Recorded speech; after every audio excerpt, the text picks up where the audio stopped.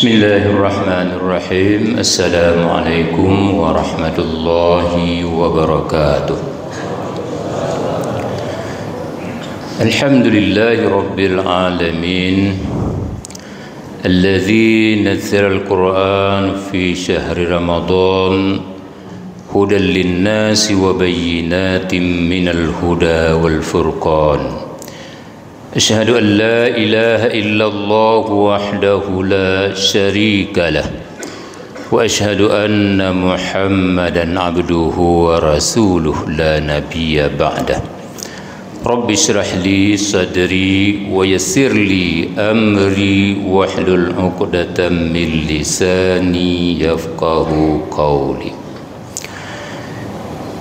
Syukur kita kehadirat Allah yang masih memberikan kita kesehatan, kekuatan, kesempatan dan peluang untuk menghambakan diri kepadanya di malam yang ke-7 Ramadan tahun ini. Maknanya kita sudah masuk sepekan bulan Ramadan. Pekan pertama dan pekan kedua itu posisinya masih menanjak. Artinya semakin kita berpuasa, semakin banyak yang masih tersisa. Ini kita berada di malam ke-7. Berarti masih ada 23 hari lagi. Banyak sekali. Nanti malam ke-8, malam ke-10 masih 20 hari lagi. Manakala kita berada di posisi malam ke-15 itu mulai menurun. Masuk malam ke-16 kita tinggal 14 hari lagi. Masuk malam yang ke-20 kita tinggal 10 hari lagi. Sesungguhnya ibarat kita pergi dari Banda Aceh menuju Sigli, dari Lembah Selawah, itu posisi kita mendaki, dan mendaki itu biasanya kita menancap gas sesuai dengan keperluan. Ketika lewat Sarea, posisi kita sudah menurun. Ketika posisi menurun, sesungguhnya kita mengendarai kendaraan lebih santai dan lebih menyenangkan. Kalau kita mau beri perumpamaan Ramadan yang sebulan itu, setengah bulan awal kita masih berupaya untuk mendaki, perlu tenaga, perlu pemikiran. Tapi ketika lewat 15 kita sudah mulai rileks dan santai. Semestinya di 15 terakhir itu lebih mudah kita menunaikan ibadah, lebih mudah kita ke masjid, lebih mudah kita bertadarus dan seterusnya dan seterusnya. Satu hal yang kita sayangkan adalah semakin suasana Ramadan menurun, di saat itu pula jamaah masjid mulai menurun. Semakin menurun jamaah masjid, di sisi lain semakin bertambah jamaah warung kopi. Ini yang tidak selaras dengan kehendak alam. Karenanya hadirin wal hadirat yang dimuliakan Allah, untuk menetralisir posisi tersebut kita perlu bermuhasabah diri. Muhasabah itu menghisap kehidupan diri sendiri, melihat bagaimana kehidupan masa lalu, merasakan bagaimana kehidupan masa kini, dan meramalkan bagaimana kehidupan kita di masa akan datang. Apakah kita bisa sampai ke Ramadan tahun depan atau tidak? Jangan-jangan belum sampai ke Ramadan depan kita sudah berakhir. Untuk memulai muhasabah diri itu, hadirin wal hadirat yang dimuliakan Allah, kita perlu mengenal diri sendiri. Siapa sebetulnya kita ini? Allah Subhanahu wa ta'ala memberitahu kita siapa kita. Walaqad khalaqnal insana min sulalatin min tin thumma ja'alnahu nutfatan fi qararin makin. Allah sudah ciptakan diri kita ini dari saripati tanah yang cukup suci, min sulalatin min tin.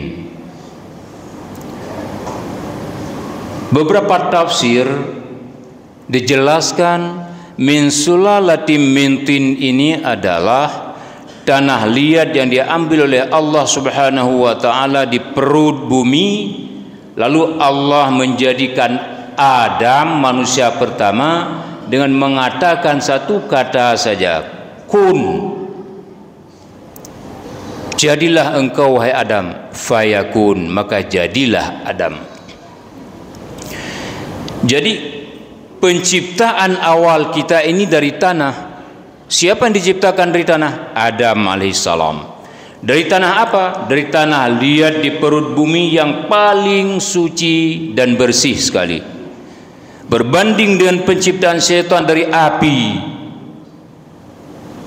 makhluk Allah lebih menyatu dengan tanah ketimbang dengan api. Menyata dengan na apui getanya tumakut ke tutung. Apui sidih di lambaru, tutung rumah di lambaru, getanya tumakut sino di cak masjid.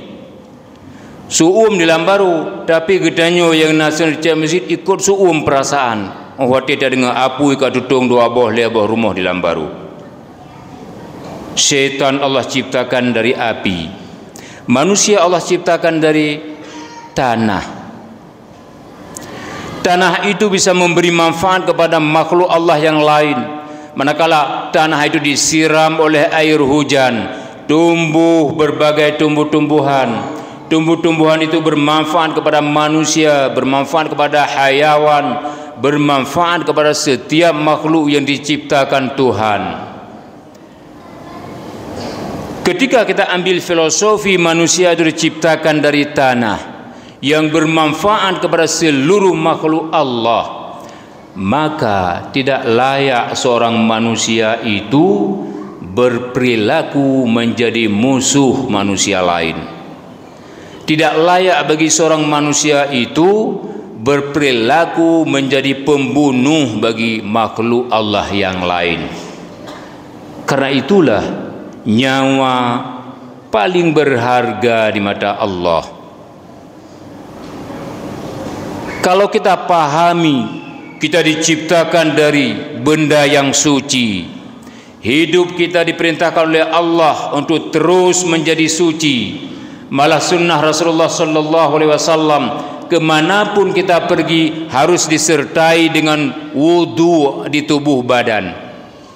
Batal wudu ambil wudu lain, batal wudu ambil wudu lain. Apa hikmahnya? Orang berwudu itu disegani oleh syaitan, bermakna dia orang suci. Ketika kita tahu posisi ini, bahwa kita diciptakan dari tanah, kemudian diciptakan manusia selanjutnya dari air mani. Dalam surah Al-Ghafir ayat 67 Allah menjelaskan, huwallazi khalaqakum min turabin thumma min nutfatin thumma min alaqatin thumma yukhrijukum tifla.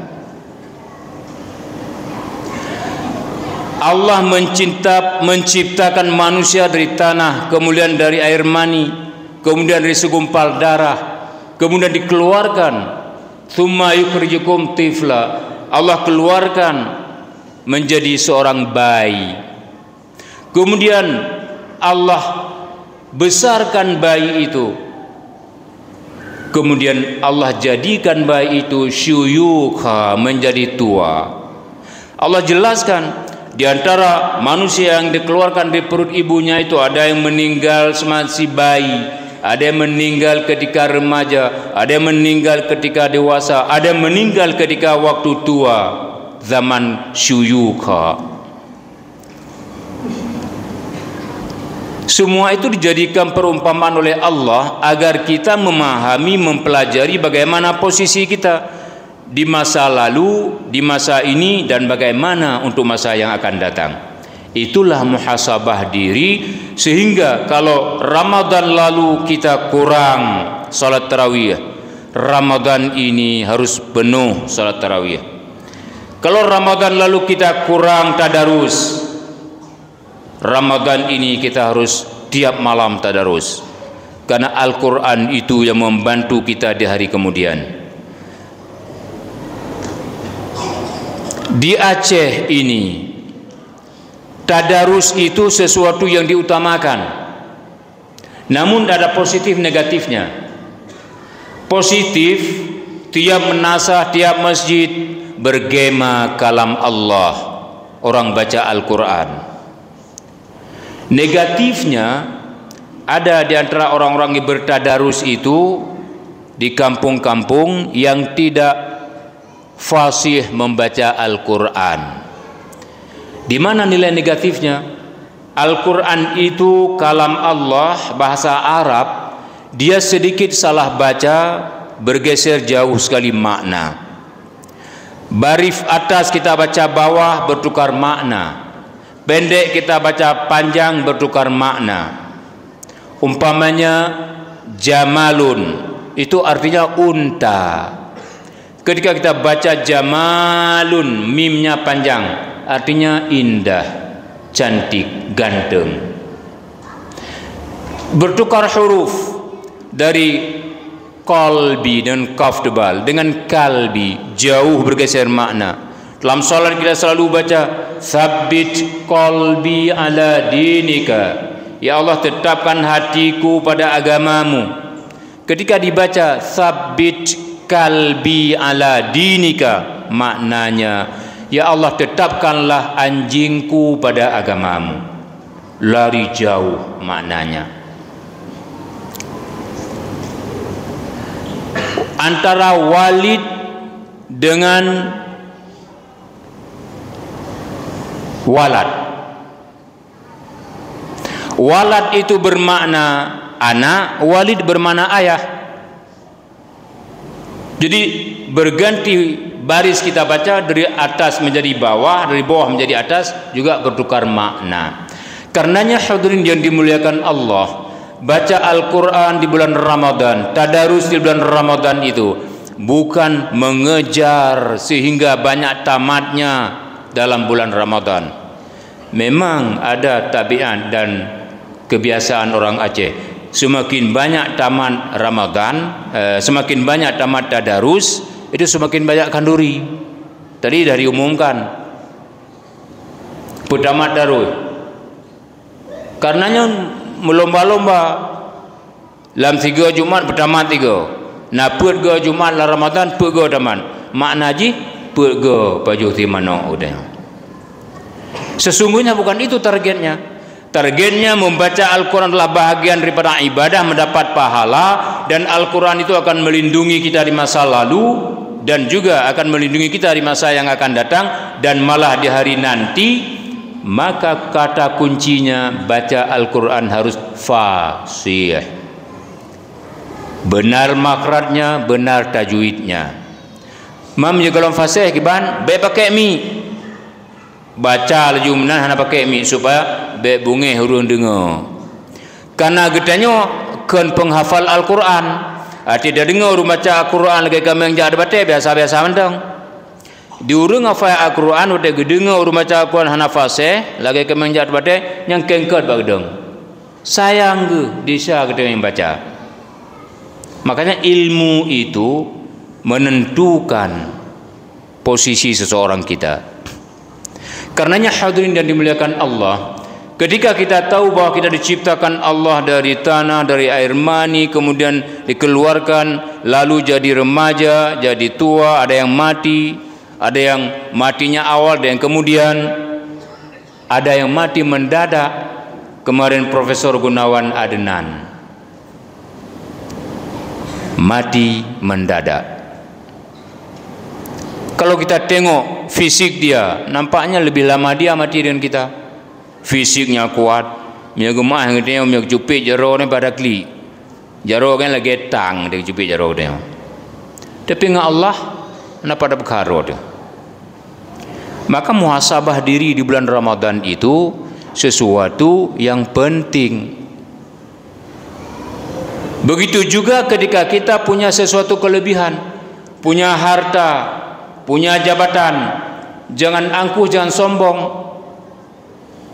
Susah sekali kita menghilangi angkuh sombong, ugo, susah sekali.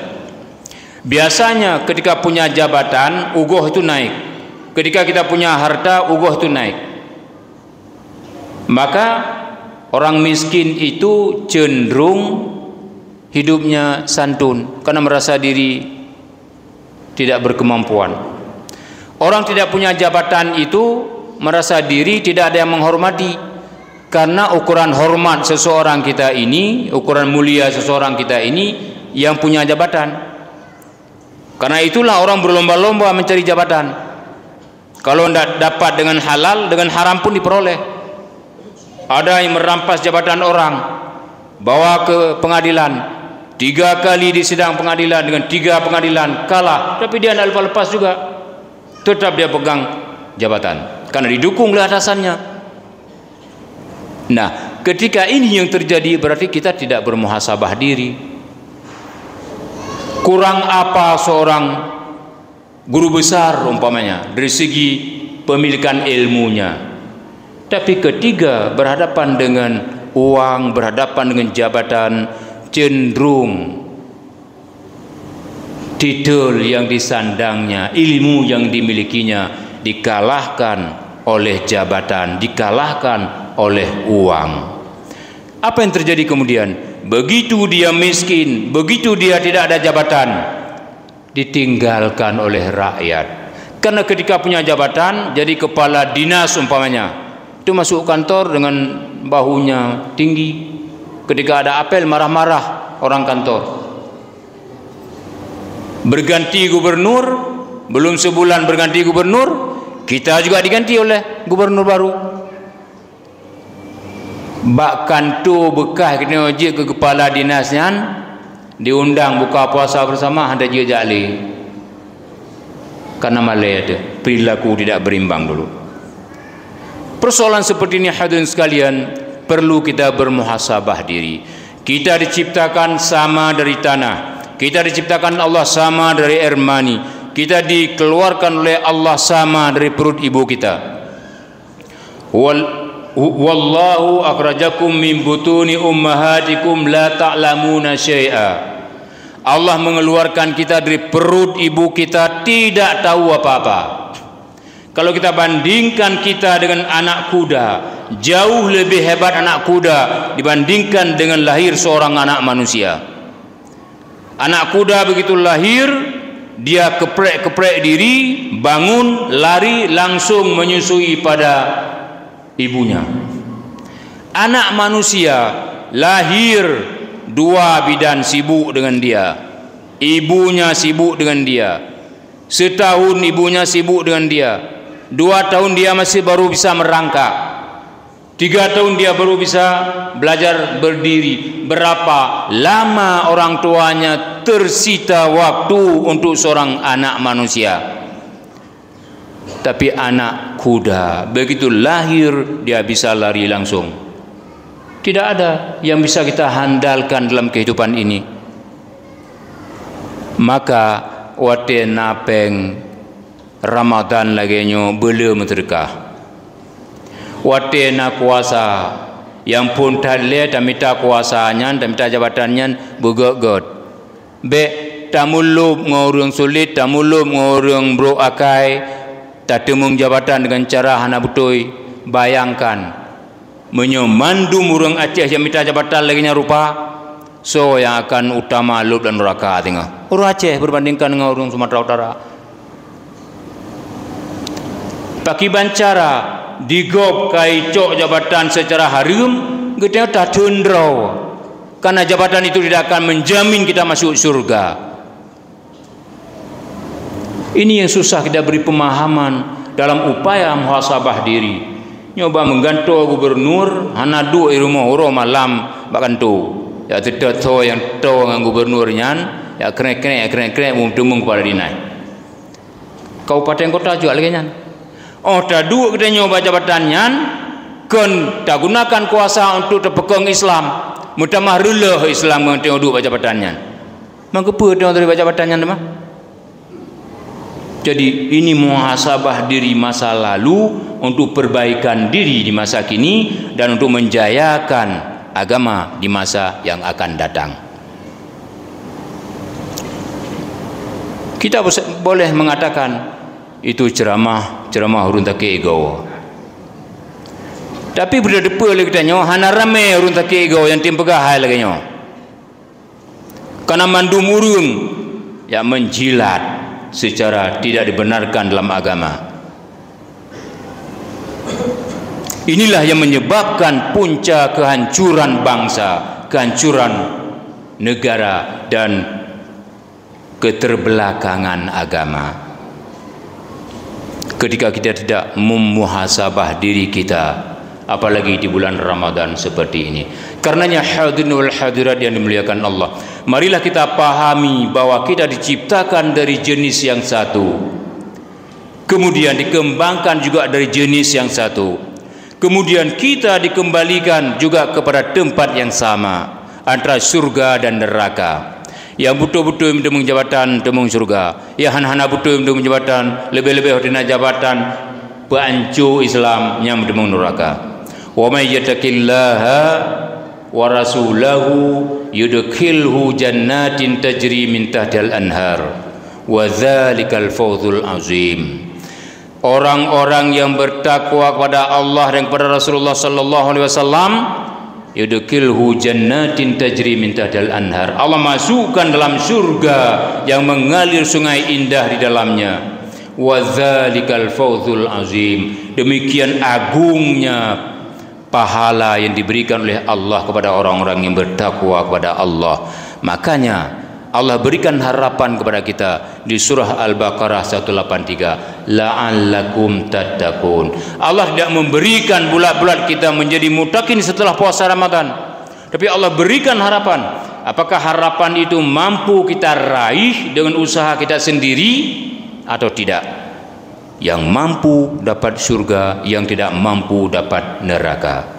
Wa may ya'sillaha wa rasulahu wa yata'adda hududahu yudkhilhu naran khalidan fiha wa lahu adzabun muhin.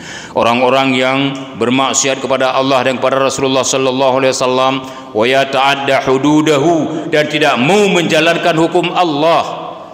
Ketika dia punya jabatan, hukum Allah dibuang, disisihkan, tidak mau dijalankan. Yudkhilhu naran khalidan fiha. Allah masukkan mereka dalam neraka, berkekalan dalam neraka itu. Walahu azabum muhin. Dan Allah berikan siksa yang menghinakan kepada mereka. Semoga saja dengan muhasabah diri Ramadan yang ke-7 ini, semua kita menjadi calon penghuni surga. Allah memanggil kita, ya ayyatuhan nafsul mutmainnah, wahai jiwa yang tenang, irji'i ila rabbiki radiyatan mardiyah, kembalilah engkau semuanya ke hadapan Tuhanmu dengan penuh keridhaannya. Wadkhuli fi ibadi, bergabunglah dengan hamba-hambaku yang bertakwa kepadaku. Wadkhuli jannati, masuklah dalam surgaku. Allah panggil kita masuk dalam surga. Kenapa pula kita lari dari surga mencari neraka? Naudzubillah. Wassalamualaikum warahmatullahi wabarakatuh.